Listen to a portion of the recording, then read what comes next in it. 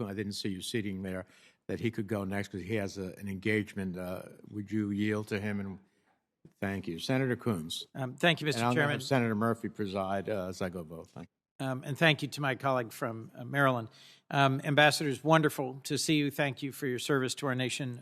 Looking forward to seeing you confirmed in the various places where you will serve that are all important areas of engagement. If I might, Ambassador Brink, we are finalizing what I hope will be a $40 billion emergency supplemental package for Ukraine that will include military, economic, and humanitarian assistance. I'm particularly focused on the humanitarian assistance because I'm the chair of the State and Foreign Operations Subcommittee. Ukraine was, and should be again the breadbasket of Eastern Europe rather than a country now known to have thousands in bread lines. What do you think will be the biggest challenges moving forward in terms of providing humanitarian assistance to the people of Ukraine? And I'm particularly concerned about the ongoing blockade of the port of Odesa. My sense of the future for Ukraine is that we will genuinely struggle to have a vibrant Ukraine without a vibrant economy, and a vibrant economy won't happen until the 98% of Ukrainian grain exports that went out of the port of Odesa before the conflict are able to once again transit freely and then be that great source of revenue that they've been in the past. So I'd be interested in your thoughts about how we get assistance into Ukraine during this war and how we get Ukrainian food and oil and other critical products out of the port of Odesa. Thank you, Senator. This is an excellent question. There are millions of, in addition to the some 5 million refugees in surrounding states of Ukraine, there's, I think, 7.7 or something like that million IDPs within Ukraine, and a huge humanitarian crisis happening right now. We have had some luck, as I understand, and some success, in a lot of success, I think, in working with our international organizations that we fund and their implementing partners that are also working in Ukraine to move humanitarian assistance into Ukraine. I think the last tranche is something like $565 million in humanitarian assistance.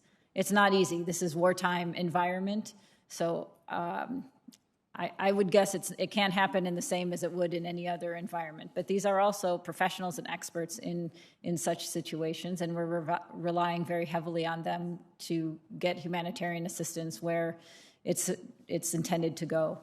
On the question of moving things out of the ports, this is a big challenge right now because Russia is blocking the ports that in the Black Sea and the Sea of Azov. So we are trying to work with international partners and others to help find alternative routes for grain and corn out of Ukraine, as well as to work with the other relief organizations to supplement those countries that had depended upon these exports. So it's an enormous challenge. I think the benefit we have, as I mentioned before, is President Biden's and this administration's success in galvanizing a coalition of like-minded people who together condemn this war of choice and are ready to work together. And that's exactly what I will, if confirmed, be glad to jump in and help do. Thank you. I look forward to your swift confirmation as well as your colleagues, if I might. Ambassador Richard, briefly, I'm very concerned about the Sahel, about the instability in Mali and in other countries in the region and the ongoing actions of the Wagner Group and the ways in which they've really destabilized several nations, recent coup d'etat in both Mali and Burkina. Senator Graham and I worked on getting the Global Fragility Act signed into law, and it had overwhelming bipartisan support. Mozambique and coastal West Africa have been targeted as areas for this strategy to try and strengthen them as bulwarks against terrorism and instability. If confirmed, would you work with me and others in this committee on the Global Fragility Act and ensure that it's actually used as a tool?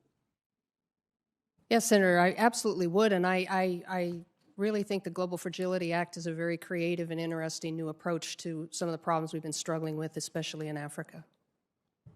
Thank you. And if I might, Ambassador Lascaris, I've visited Chad once and am watching some of the developments there with grave concern.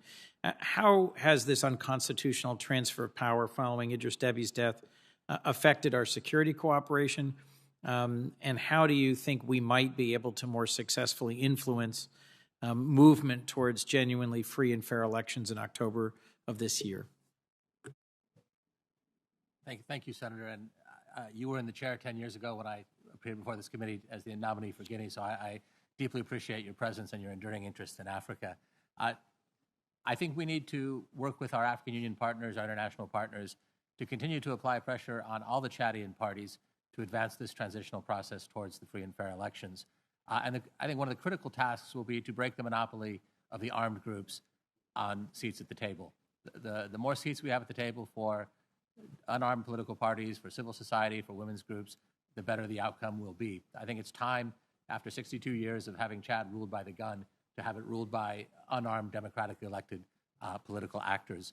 Our security assistance right now is largely suspended because of the aftermath of the death of President Deby. Our security assistance focuses on a couple things. One is the Chadian deployments to the multinational stabilization mission in Mali, where the 2 battalions have performed reasonably well.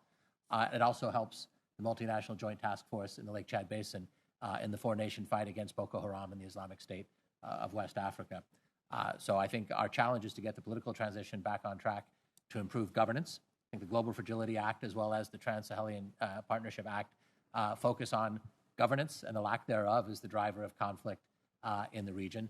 So if and when we can take care of the governance challenges, I think the security assistance should follow. Thank you. Thank you all very much. And I'd like to thank my colleague again from Maryland for his graciousness. Thank you. Thank you to the senator from Delaware. I'm not sure I would have had you jump